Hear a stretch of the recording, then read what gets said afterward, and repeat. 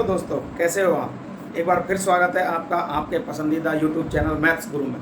दोस्तों, पिछले वीडियो में हमने एक्सरसाइज 8.1 में सारे questions step by step solve करे थे। अभी हमारे पास एक्सरसाइज 8.2 एक्सरसाइज से रिलेटेड क्वेश्चन सॉल्व करेंगे। उससे पहले हम 8.2 एक्सरसाइज में क्या कॉन्सेप्ट्स हैं उनके बारे में बात करते हैं, किस तरीके से क्वेश्चन सॉल्व होंगे, क्या क्या कॉन्सेप्ट्स अप्लाई होंगे, उन सारी चीज़ों के बारे में बात करेंगे। और उसके अलावा ट्रिग्नोमेट्रिक एंगल्स के लिए जो टेबल बनती है उस टेबल के बारे में बात करेंगे कि उस टेबल की जो वैल्यूज़ हैं उनको हम किस तरीके से बहुत ही आसानी से याद रख सकते हैं, या अगर भूल भी जाए तो कैसे वैल्यूज़ को हम निकाल सकते हैं। ठीक है दोस्तों, देखते हैं सबसे पहले क्या है। देखिए, हमने देखा था ट्रिग्नोमेट्रिक रेशियोज़ के बारे में जब हम बात करते हैं तो एक राइट एंगल ट्राइंगल के बारे में बात करते हैं। और राइट एंगल ट्राइंगल में हमें पता है कि एक एंगल कैसा होता है 90 डिग्री। दोस्तों, हमें ये अच्छी तरह पता है कि ट्राइंगल के तीन एंगल, जैसे इस ट्राइंगल की अगर बात करूँगा तो angle P plus angle Q plus angle R, तीनों एंगल्स का सम 180 डिग्री के इक्वल होता है। ठीक है, ट्राइंगल के तीन, कैसा भी ट्राइंगल हो उस ट्राइंगल के तीनों एंगल्स का सम 180 डिग्री के इक्वल होता है। देखिए, अब अगर इस ट्राइंगल में बात करूँ तो मुझे पता है एक एंगल Q किसके इक्वल है, 90 डिग्री के इक्वल है। यानी मैं अगर ऐसे लिखूँ angle P plus angle R plus angle Q की जगह अगर मैं लिख दूँ 90 डिग्री, तो यहाँ से मेरे पास आ जाएगा 180 डिग्री और यहाँ से आ जाएगा angle P plus angle R is equals to 180 degree minus 90 which is further equals to 90 degree. यानी कहने का मतलब है कि इस एंगल को छोड़ के इन दोनों एंगल्स का सम भी कितना होगा 90 डिग्री। यानी 90 डिग्री के अलावा जो दूसरे दो एंगल्स बचे हैं उन दोनों का सम भी कितना होगा 90 डिग्री। और अगर हमारे पास दोनों बचे हुए दोनों एंगल्स में से हमें पता हो कि एक एंगल कितने डिग्री का है तो हम दूसरे एंगल की वैल्यू निकाल सकते हैं। एग्जांपल के लिए, अगर मुझे पता है कि एंगल Q 30 डिग्री है तो मैं ये वाला एंगल निकाल सकता हूँ। दोनों का सम 90 होता है तो 90 में से माइनस कर देंगे 30 डिग्री को, तो मेरे पास दूसरा एंगल आ जाएगा कितना 60 डिग्री। तो अगर मान लीजिए एंगल R थीटा के इक्वल है, क्या अगर मान लीजिए कि एंगल R कितना है थीटा, दोनों का सम कितना होता है 90 डिग्री, तो मैं 90 डिग्री में से थीटा को माइनस कर दूंगा तो मेरे पास दूसरे एंगल की वैल्यू आ जाएगी। ठीक है, तो दूसरा एंगल क्या हो जाएगा 90 माइनस थीटा।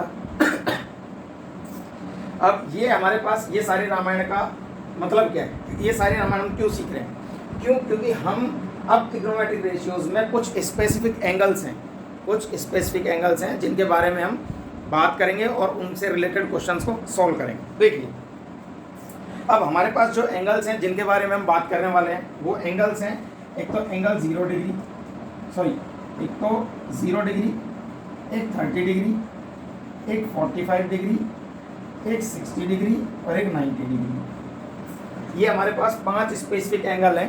इन एंगल्स से रिलेटेड साइन, कोसाइन, सेक, कोसेक, टेन, कॉट, इन सब की वैल्यूज़ को डिस्कस करेंगे कि किस एंगल पे साइन की, कॉस की क्या वैल्यू होने वाली है। ठीक है दोस्तों, अब देखिए, थोड़ी देर के लिए अगर मैं ऐसा मान लूँ कि मेरे पास एक इक्विलैटरल ट्राइंगल है,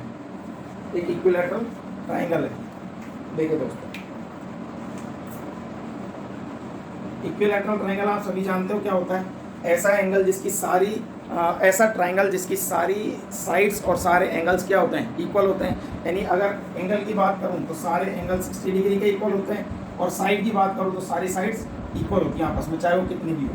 ठीक है, अभी थोड़ी देर के लिए मान लेता हूं मैं कि इसकी साइड की लेंथ क्या है 2a है। ये ट्राइंगल ABC है। ठीक है, ABC ट्राइंगल है, इसकी एक साइड कितनी है 2a। अब अगर मैं इस पर एक परपेंडिकुलर ड्रॉ कर दूँ, एक परपेंडिकुलर ड्रॉ कर दिया, परपेंडिकुलर 90 डिग्री का होता है। ठीक है, तो अब देखिए, और इसका नाम दे दूं मैं D, तो मेरे पास अब एक ट्राइंगल ABD हो गया जिसकी एक साइड क्या है 2a। और अगर मैं बात करूं इस वाली साइड को, तो राइट एंगल इक्विलैटरल ट्राइंगल में जब कभी भी हम परपेंडिकुलर ड्रॉ करते हैं A पॉइंट से या तीनों में से किसी भी पॉइंट से, तो वो सामने वाली साइड को क्या करता है, तो इक्वली दो बराबर पोर्शन में कट करता है। इसको परपेंडिकुलर बाइसेक्टर भी बोलते हैं। ठीक है, तो हमारे पास इक्विलैटरल ट्राइंगल है तो तीनों साइड्स इक्वल होंगी, तो ये अगर 2a है तो ये भी 2a है, ये भी 2a है। और परपेंडिकुलर बाइसेक्टर क्या करता है, सामने वाली साइड को बाइसेक्ट करता है। तो ये साइड अगर पूरी 2a है तो मेरे पास ये कितनी बचेगी, a बचेगी। ठीक है, और मुझे ये भी पता है कि इक्विलैटरल ट्राइंगल का एंगल कितने का होता है 60 डिग्री के होते हैं सारे एंगल। तो मेरे पास अभी क्या हुआ, मेरे पास अभी ये ट्राइंगल बचेगा ये, ठीक है।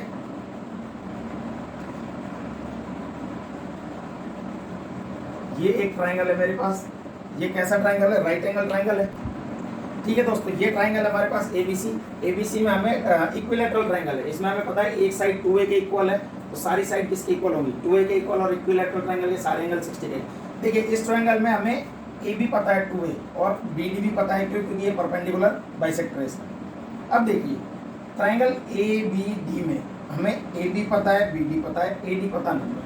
तो राइट एंगल ट्राइंगल में कौन सी थ्योरम लगती है, एक थ्योरम लगती है जिसके बारे में हम ऑलरेडी डिस्कस कर चुके हैं, पाइथागोरस थ्योरम, ठीक है।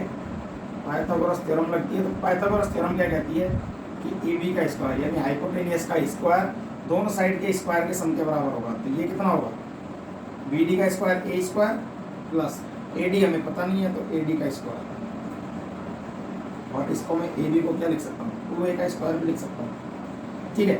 ये हमारे पास हो गया 4a square minus A square को इधर ले जाएंगे, minus A square is equals to A D का स्क्वायर, ठीक है।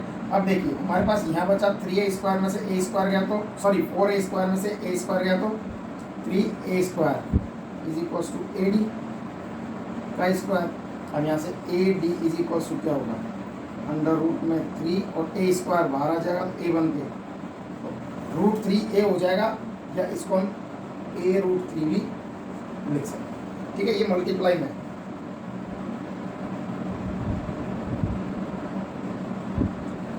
ठीक है, ये हो गया। ये क्या आ गई, ये साइड की लेंथ आ गई हमारे पास ए डी की, ठीक है। अब हमारे पास तीनों साइड्स की वैल्यू है हमारे पास में, A B, A B D और ए डी, ठीक है। अब देखिए अब हमें वैल्यू निकालनी है किसकी, इस एंगल की, कि इस एंगल की वैल्यू क्या होने वाली है। अब देखिए कोई सा भी एंगल ले लेते हैं, हम सबके लिए ले लेते हैं, सभी के लिए 60 डिग्री के लिए। तो सबसे पहले साइन 60 डिग्री, ठीक है। साइन हम यहाँ पे देख चुके हैं किसके इक्वल होता है, परपेंडिकुलर अपॉन हाइपोटेनियस होता है। तो देखिए परपेंडिकुलर अपॉन हाइपोटेनियस, परपेंडिकुलर क्या है हमारे पास में ए डी, हाइपोटेनियस क्या है ए बी। ए डी की वैल्यू है हमारे पास ए रूट 3 और ए बी की वैल्यू है हमारे पास में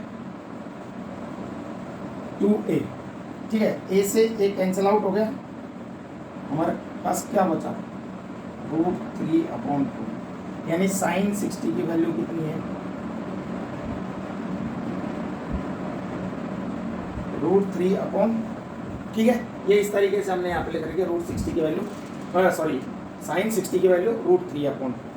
अब ऐसे ही हम क्या निकाल सकते हैं, दूसरा निकाल सकते हैं, साइन 30 निकालना हो हम लोगों में। जैसे ये एंगल 60 है तो ये दूसरा एंगल कितना बचा होगा, यहाँ पे 30 बचा होगा। तो अगर साइन 30 में निकालना चाहूँ तो वो साइन 30, देखिए साइन 30 कितना हो जाएगा, साइन वही होता है क्या, इस एंगल की बात करें तो इस एंगल के लिए ये परपेंडिकुलर हो जाएगा, ये हाइपोटेनियस हो जाएगा। तो परपेंडिकुलर क्या हुआ B D, B D upon A B, B D की वैल्यू मेरे पास a और ए बी की वैल्यू 2a, ए से a कैंसिल आउट हो गया 1/2, साइन 30 की वैल्यू 1/2, साइन 30 की वैल्यू 1/2, ठीक है। देखो दोस्तों हमारे पास साइन 60 की वैल्यू रूट 3/2 आ गई और साइन 30 की वैल्यू 1/2 आ गई। ऐसे ही हम अगर एंगल यहाँ पे एंगल अगर चेंज करते जाएंगे तो हमें बाकी की वैल्यूज भी आती जाएंगी। देखिए अब बात करते हैं इस टेबल की, ये टेबल इंपॉर्टेंट है, लेकिन समस्या ये है कि इस टेबल को याद कैसे किया जाए। इस टेबल को याद करने का बहुत ही आसान तरीका है। आसान तरीका ये है कि ये आपको पता चल गया कि इस टेबल की ये वैल्यूज़ कैसे आती हैं, साइन 0 कैसे आया, 30 कैसे आया, 45 कैसे आया, 60 कैसे आया, 90 कैसे आया। देखिए ये वैल्यूज़ मैंने आपको 2 बता दी, 60 के लिए कैसे आया, 30 के लिए। अब आप यहाँ पे 45 वैल्यू करके और 90 करके जैसे आप चाहो वैसे कर सकते हो निकाल के, ठीक है। देखिए अब साइन थीटा के लिए अगर 0 डिग्री पे बात करें तो साइन की वैल्यू कितनी है 0, 30 डिग्री पे कितनी है 1/2, 45 डिग्री पे क्या है 1/√2, 60 डिग्री पे क्या है √3/2 और 90 डिग्री पे क्या है 1। ये वैल्यू आपको याद रखनी पड़ेगी, ठीक है। बस इस टेबल में सिर्फ आपको यही वैल्यू याद रखनी पड़ेगी कि साइन 0 पे कितना होगा, 30 पे कितना होगा, 45 पे कितना होगा, 60 पे कितना होगा, 90 पे कितना होगा। उसके बाद ये सारी वैल्यू ऑटोमेटिक आ जाएगी आपके पास में। कैसे आएगी, देखिए साइन की वैल्यू जो 0 के लिए साइन की वैल्यू होगी ना, वही वैल्यू कॉस के लिए 90 की, मतलब क्या, मतलब यह है कि जैसे साइन के लिए आप ऐसे चल रहे थे, अब वो कॉस के लिए आप यूं चल दीजिए, ठीक है, यानी राइट टू लेफ्ट। यानी अगर मैं कॉस थीटा पे 0 के लिए बात करूंगा तो वो 90 की साइन 90 की वैल्यू होगी, यानी क्या 1। कॉस 0 की वैल्यू क्या होगी 1। अब मेरे को कॉस 30 की वैल्यू चाहिए, तो कॉस 30 की वैल्यू होगी जो साइन 60 की है, क्या √3/2। अब कॉस 45 की वैल्यू क्या होगी जो साइन 45 की है, यानी दोनों की वैल्यू क्या होगी सेम। अब मेरे को चाहिए cos 90 की वैल्यू, cos 60 की वैल्यू, तो cos 60 की वैल्यू क्या होगी जो sin 30 की होगी वही, ठीक है, तो यहाँ से हो जाएगी 1/2, ठीक है। अब cos 90 की, तो cos 90 की वैल्यू जो sin 0 की होगी क्या होगी 0। आसान है दोस्तों, जैसे sin के लिए हम लेफ्ट टू राइट चल रहे थे, लेफ्ट टू राइट जा रहे थे, वो सारी वैल्यू cos के लिए राइट टू लेफ्ट हो जाएंगी, सिर्फ उनको इन्वर्ट कर दीजिए, यानी जो 90 के लिए आ रहा है वो 0 के लिए हो जाएगा, जो 60 के लिए है वो 30 के लिए हो जाएगा, 45 की 45 रहेगी, 30 की 60, 0 की 90, ठीक है। ये साइन और कॉस का रिलेशन पता चल गया। अब tan का कैसे निकालेंगे, आप सोचोगे आप tan का कैसे निकालें, तो देखो क्या होता है, एक फॉर्मूला होता है tan theta is equals to sine theta upon cos theta, ठीक है। ये tan थीटा की वैल्यू होती है sine theta upon cos theta, यानी जो वैल्यूज ऊपर आई हुई हैं हमारे पास साइन और कॉस की जो वैल्यूज आई हैं उनको आपस में डिवाइड करते चलो और tan में लिखते चलो। 0 को अगर डिवाइड करूंगा 1 से तो 0 ही आएगा, क्या 0 को 1 से डिवाइड करूंगा तो 0 ही आएगा। अब देखिए 1/2 को 3/2 से अगर डिवाइड करूंगा, 1/2 को 3/2 से डिवाइड करूंगा तो क्या होगा, देखो बेस दोनों का सेम है 2 अपॉन में, तो 2 से 2 कट जाएगा, क्या बचेगा मेरे पास 1/√3,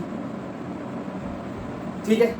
आगे देखिए मेरे पास है tan 45, तो 1/√2 को 1/√2 से कट करूंगा तो पूरा का पूरा कैंसिल आउट हो जाएगा, क्या आएगा 1, ठीक है। √3/2/1/2 बेस दोनों के सेम है, बेस से बेस कैंसिल आउट हो जाएगा, √3/1, √3/1 को मैं ओनली √3 भी लिख सकता हूँ, ठीक है। अब देखिए 1/0, देखिए 1/0 अगर आपको पता हो तो ये वैल्यू इन्फिनिटी के इक्वल होती है। इन्फिनिटी के इक्वल का मतलब ये है कि 0 को आप कितनी बार डिवाइड कीजिए वो कभी भी 1 के इक्वल नहीं आ सकता। 0 को कितनी बार भी, 0 अगर पूरी जिंदगी भर डिवाइड होता रहेगा तब भी 1 के इक्वल नहीं जा पाएगा, क्यों, क्योंकि 0 की कोई वैल्यू नहीं है। अब देखिए 1/0 की वैल्यू इनफाइनाइट होती है और इसको हम नॉट डिफाइंड लिख देते हैं, इसलिए tan 90 की वैल्यू क्या होती है नॉट डिफाइंड,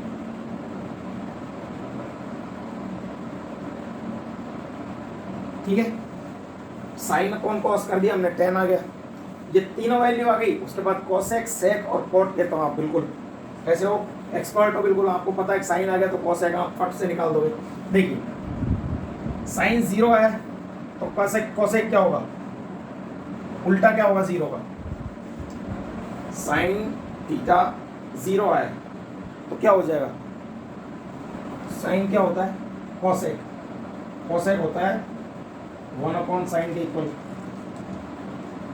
तो जो वैल्यू साइन की है उसको उल्टा कर दो, 0 है तो क्या हो जाएगा 1/0 और वापस क्या हो जाएगा वही जो हमने tan के लिए क्या था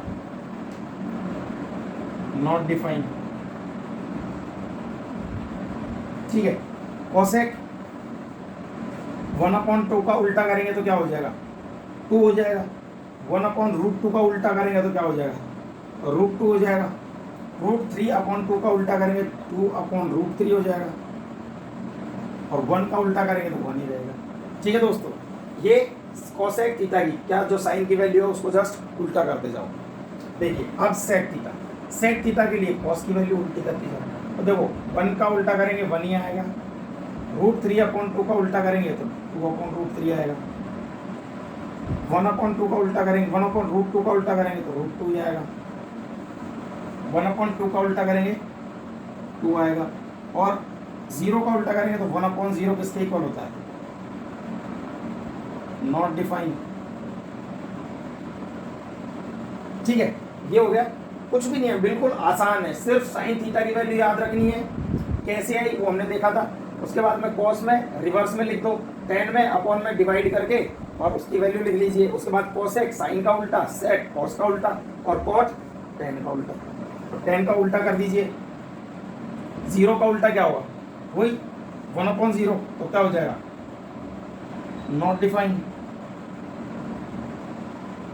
ठीक है, उसके बाद 1/√3 का √3 हो जाएगा। ठीक है, 1 का 1 ही रहेगा, √3 का 1/√3 हो जाएगा। और नॉट डिफाइन, नॉट डिफाइन नहीं, ये हमारे पास था 1/0। इसका उल्टा क्या होगा, 0/1 क्या हो जाएगा, 0। ठीक है, हमारे पास ये वैल्यूज हो जाएगी। ये टेबल में हमारे पास सभी की आ गई, 0, 30, 45, 60 और 90 डिग्री के लिए। कैसे आया, बहुत आसानी से आया। साइन की वैल्यू याद रखनी है, कॉस के लिए उस वैल्यूज को रिवर्स कर देना है, टेन के लिए साइन और कॉस की वैल्यू को आपस में डिवाइड कर देना है और लिख देना है। कॉसेक के लिए साइन का उल्टा, सेक के लिए कॉस का उल्टा और कॉट के लिए टेन का उल्टा। जो वैल्यूज लिखी हुई है जस्ट उनका अपोजिट कर दीजिए। ठीक है, ये टेबल हो गई हमारी, बहुत आसान तरीके से कर लिया हमने। और बस ये वैल्यूज को याद, वैसे याद भी हो जाएंगे, लेकिन आप चाहो तो टेबल को इस तरीके से याद कर सकते हो, इससे आसानी से आपको कोई भी वैल्यू मिल जाएगी जब कभी भी आप किसी क्वेश्चन के लिए चेक करेंगे तो। ठीक है दोस्तों, अब देखिए इस टेबल को यूज़ करके और इन वैल्यूज़ को यूज़ करके अब हम क्या करेंगे, अब हम क्वेश्चन सॉल्व करेंगे। ठीक है, देखते हैं, बुक में से एग्जाम्पल लेते हैं। ठीक है दोस्तों, देखिए अब हमारे पास बुक का एग्जाम्पल 6 है। जो हमने टेबल अभी सीखी थी वो, और जो इन्फॉर्मेशन हमें आती है उन सबको यूज़ करके इस क्वेश्चन को सॉल्व करना है। क्वेश्चन क्या है कि इन ट्राइंगल ABC एक ट्राइंगल है, इस ट्राइंगल में राइट एंगल बी पर है, यानी ये राइट एंगल है, और AB की डिस्टेंस हमें गिवन है कितनी, 5 सेंटीमीटर। तो AB हमारे पास 5 सेंटीमीटर है, और एंगल ACB कितना है, एंगल ACB है 30 डिग्री। ठीक है, एंगल ACB है 30 डिग्री। तो हमें फाइंड करना है साइड BC एंड AC, यानी side BC and side AC। ठीक है, अब सबसे पहले देखिए एंगल है 30 डिग्री का, यानी अगर इस एंगल की बात करें, इस एंगल की बात करें तो इस एंगल के लिए BC क्या है, बेस। एडजेसेंट एंगल की बात करें, एडजेसेंट साइड की बात करी थी हमने, एंगल के साथ में जो साइड होती है एडजेसेंट साइड, और जो अपोजिट होती है ये परपेंडिकुलर। ठीक है, एंगल के अपोजिट साइड परपेंडिकुलर पढ़ी थी हमने। तो देखिए हमें वैल्यू निकालनी है BC और AC की। तो अगर हमें सबसे पहले ऐसा कोई, इन सब में ऐसा एंगल देखना पड़ेगा जिसमें बेस इंक्लूड हो। बेस किस में आता है, कॉस में आता है। साइन में हमारे पास P/H होता है और कॉस में हमारे पास B/H होता है। तो देखिए सबसे पहले अपन लेंगे cos 30 क्यों, क्योंकि हमारे पास क्या है 30 डिग्री है। तो cos 30 के लिए हमें चाहिए B/H, लेकिन हमारे पास B/H में दोनों वैल्यूज है क्या, नहीं। B/H में हमारे पास ना तो B की वैल्यू पता है और ना H की वैल्यू पता है, इसलिए हम cos 30 भी नहीं लेंगे। ठीक है, cos 30 की जगह हम क्या ले सकते हैं, हम बेस की जगह पहले हम हाइपोटेनियस निकाल सकते हैं। हाइपोटेनियस निकाल सकते हैं किससे, साइन से। तो पहले हम लेंगे साइन। ठीक है, साइन 30 की वैल्यू देखिए, साइन 30 हो गया, और साइन 30 क्या होता है P/H। अब हमें परपेंडिकुलर पता है, अगर दोनों वैल्यू ही पता नहीं होंगी तो हम कैसे वैल्यू निकालेंगे, नहीं ना। तो दोनों में से एक वैल्यू चाहिए हमें, तो हमने क्या ले लिया परपेंडिकुलर/H, और हमारे पास क्या आ जाएगी, AC की वैल्यू आ जाएगी। तो देखिए साइन 30 की वैल्यू क्या होती है, टेबल में हमने क्या सीखा था, साइन 30 की वैल्यू होती है 1/2। ठीक है, इज इक्वल्स टू P क्या है हमारे पास में, परपेंडिकुलर है AB, और हाइपोटेनियस क्या है AC। अब देखिए AB की वैल्यू क्या है हमारे पास में, AB की वैल्यू गिवन है हमारे पास में 5 सेंटीमीटर। ठीक है, अपॉन AC की वैल्यू, AC नहीं है हमारे पास में, तो यहाँ हो गया हमारे पास में 5/AC is equals to 5/AC is equals to 1/2। Cross multiply करेंगे, यहाँ से क्या हो जाएगा AC इंटू 1, AC रहेगा और 5 इंटू 2। हमें क्या चाहिए था, BC और AC निकालना था, तो BC और AC के लिए हमने क्या किया, cos sin 30 ले लिया और वहाँ से हमारे पास AC की वैल्यू आ गई। ठीक है, यानी AC हमारे पास कितना हो गया 10 सेंटीमीटर। ठीक है, अब देखिए दोस्तों, अब हम हमारे पास हाइपोटेनियस है, क्या कर सकते हैं, अब हम बेस निकाल सकते हैं। कैसे, जैसे हमने sin 30 लिया था, अब ले लेंगे cos 30। ठीक है, cos 30 के लिए क्या होता है, cos होता है बेस अपॉन हाइपोटेनियस। तो cos 30 की वैल्यू क्या होती है, cos 30 की वैल्यू होती है हमारे पास में √3/2 इज इक्वल्स टू, बेस क्या है यहाँ पे 30 डिग्री के लिए यही बेस रहेगा, बेस है BC अपॉन हाइपोटेनस क्या हमारे पास में AC। ये AC यहाँ से हमारे पास हो जाएगा √3/2 इज इक्वल्स टू, BC की वैल्यू हमें पता नहीं है लेकिन AC की वैल्यू हमारे पास है 10। ठीक है, तो यहाँ से क्रॉस मल्टीप्लाई करेंगे वापस। ठीक है, तो ये हो जाएगा 2BC इज इक्वल्स टू 10√3 और यहाँ से BC इज इक्वल्स टू 10/2√3। 10 को 2 से कट किया हमने, तो आगे हमारे पास 5 सेंटीमीटर, ये हमारे पास BC की वैल्यू है। ठीक है दोस्तों, इस तरीके से हम 30 साइन लगा के कॉस लगा के, लेकिन हमें पता होना चाहिए कि किस वाली साइड को कौन से एंगल के लिए लेना है। जैसे साइन के लिए पता है हमें कि हाइपोटेनियस और परपेंडिकुलर आता है, बेस के लिए बेस, कॉस के लिए बेस और हाइपोटेनियस आता है। ऐसा नहीं हो कि जैसे फास्ट हमने क्या किया था, हमें ना तो BC पता ना AC पता, दोनों ले लिए, बेस और हाइपोटेनियस पता ही नहीं थी, कॉस ले लिया हमने। तो हमें क्या है, पहले दोनों में से एक कोई साइड निकालनी पड़ेगी। हमने बेस हाइपोटेनियस निकाला, उसके बाद हमने कॉस करके बेस निकाला। ठीक है, ये दोनों साइड पूछी थी हमसे BC और AC, हमने दोनों BC और AC दोनों निकाल ली। ठीक है दोस्तों, अब इस तरीके से हम इस चैप्टर में क्वेश्चन सॉल्व करने वाले हैं। अब देखिए, इसके अलावा एक क्वेश्चन और देखते हैं जो थोड़ा अलग टाइप का है। उसमें क्या है, एंगल्स के सम या एंगल्स के सब्सट्रैक्शन के बारे में बात कर रखी है। ठीक है, देखते हैं अगला क्वेश्चन क्या है। 3। देखिए दोस्तों, अब हमारे पास बुक का एग्जाम्पल नंबर 8 है। देखिए एग्जाम्पल नंबर 8 क्या कह रहा है, क्वेश्चन में कि if sin A - B is equals to 1/2। ठीक है, यानी साइन का कोई एंगल है यहाँ पे जिसकी वैल्यू कितनी है 1/2। ऐसे ही हमारे पास है cos A + B की वैल्यू 1/2 के, यानी sin A - B is equals to 1/2, cos A + B is equals to 1/2। और A + B की वैल्यू 0 से तो ग्रेटर देन है, लेकिन 90 के इक्वल या 90 से छोटा है। ठीक है, और ये भी गिवन है कि A एंगल बड़ा है B से। ठीक है दोस्तों, अब हमें कुछ भी नहीं करना, जो इन्फॉर्मेशन हमें पता है हम उसको यूज करेंगे। sin A - B किसके इक्वल है 1/2 के इक्वल। अभी हमने थोड़ी देर पहले जब टेबल सीखी थी, तो टेबल में हमने क्या देखा था, साइन की किस एंगल के लिए वैल्यू 1/2 होती थी, sin 30 की वैल्यू किसके इक्वल थी 1/2। ठीक है, ये हमें पता है टेबल से। ठीक है, फ्रॉम टेबल। तो देखिए, अगर यहाँ पे sin 30 1/2 इक्वल है या sin A - B 1/2 के इक्वल है, तो यहाँ से हमारे पास हो जाएगा A - B is equals to 30 degree.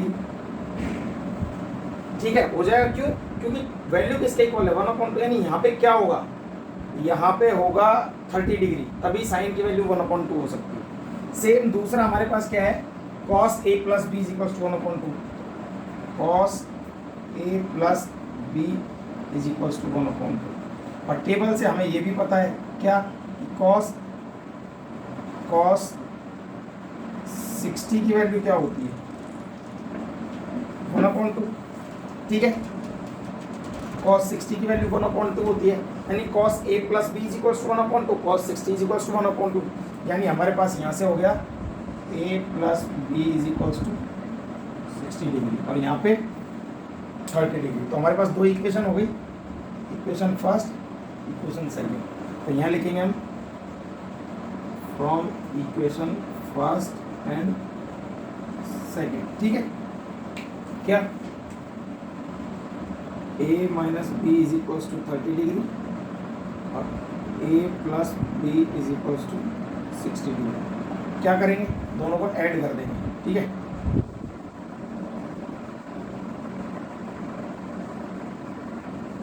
ये देखिए ऐड करने पे क्या होगा, a प्लस ए कितना हो जाएगा 2a, और माइनस बी को प्लस बी से ऐड करेंगे तो क्या हो जाएगा, दोनों कैंसिल आउट हो जाएंगे और 0 बचेगा इज इक्वल्स टू 30 और 40 60 कितना हो जाएंगे 90 डिग्री। तो यहाँ से मेरे पास ए की वैल्यू हो जाएगी 90/2 which is further equals to 45 degree. यानी ए की वैल्यू क्या आ जाएगी 45। हमारे पास क्या इक्वेशन है, A minus B is equals to 30। A की वैल्यू अगर मेरे पास 45 है minus B is equals to 30, यहाँ से बी इज इक्वल्स टू हो जाएगा 30 minus B is equals to 30 minus 45 which is equals to minus 15 minus B, minus से माइनस कैंसिल आउट हो जाएगा। मेरे पास ए की वैल्यू हो चुकी है 45 डिग्री और बी की वैल्यू हो गई है 15 डिग्री। ठीक है, हमसे क्या पूछा था क्वेश्चन में, फाइंड ए एंड बी। हमने दोनों वैल्यूज फाइंड कर लिए, A is equals to 45, B is equals to 15। और देख लिए इसको वेरीफाई भी कर लीजिए, क्वेश्चन में दिया था कि ए प्लस बी की वैल्यू 0 से बड़ी और 90 के इक्वल या छोटी होनी चाहिए। ए प्लस बी कितना हो जाएगा 45 और 15, ये हो जाएगा 60 के इक्वल। तो 0 से तो बड़ा ही ए प्लस बी और 90 से छोटा है। ठीक है, तो ये दोनों वैल्यू हमारी फाइंड हो गई। ये क्वेश्चन इस तरीके, ये क्वेश्चन अच्छा है, ये 2 नंबर में ये क्वेश्चन कभी कभी आ जाता है। इस टाइप के क्वेश्चन हम एक्सरसाइज में भी सॉल्व करेंगे। ठीक है दोस्तों, ये एक्सरसाइज 8.2 से पहले के कंसेप्ट हैं जिन पर हम क्वेश्चंस सॉल्व कर सकते हैं। पूरी 8.2 एक्सरसाइज टेबल पर बेस्ड है। आपको टेबल की जितनी भी वैल्यूज़ है वो याद रखनी पड़ेगी। याद कैसे रखनी है वो हम डिस्कस कर चुके हैं। टेबल में ट्रिक है, सिर्फ एक साइन की वैल्यू याद रखनी है आपको 0, 30, 45, 60 और 90 के लिए। और उन सारी वैल्यूज़ से ही हम सारे कॉस, टेन, कॉसेक, सेक और कॉट की वैल्यूज़ निकाल सकते हैं। ठीक है दोस्तों, ये एक्सरसाइज 8.2 से पहले के कंसेप्ट्स हैं जिनके बारे में बात की। अब हम एक्सरसाइज 8.1 के सारे क्वेश्चंस 1 बाय 1 सॉल्व आउट करेंगे। ठीक है दोस्तों, थैंक यू फॉर वॉचिंग।